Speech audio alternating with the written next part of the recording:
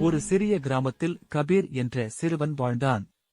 அவனது பைகள் வெறுமையாக இருந்தாலும் அவன் கனவுகள் பெரிதாயிருந்தன. அவன் சிறிய நண்பன் சிந்து, பூனை எப்போதும் அவனை ஊக்குவித்தான். நீ உன் கனவுகளை எழுதா, கபீர்.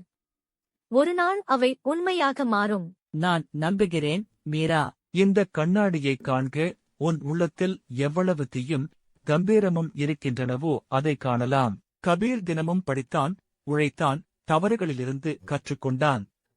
அவன் கனவு எப்போதும் அவனுடன் இருந்தது. பல வருடங்களுக்குப் பிறகு கபீர் தனது முதன்மை மொபைல் கடையை திறந்தான். அவன் திறமை மற்றும் உழைப்பால் அனைவரும் அவனை மதித்தனர்.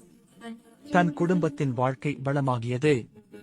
கபீர் தனது கனவுகளின் தீயை காத்து வளர்த்தான். உலகம் உன்னை சிறியவன் என்று நினைக்கச் செய்யும்.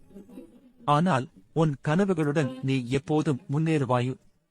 நண்பர்களே, உங்கள் கனவுகளை நம்புங்கள். ஒவ்வொரு நாளும் சிறிய படியிலிருந்து வெற்றி பெறுங்கள். வாழ்க்கைக்கான கதைகள் டிவிக்கு வரவேற்கிறேன். புதிய உற்சாகமான கதைகளுக்கு உடனே சப்ஸ்கிரைப் செய்யுங்கள்.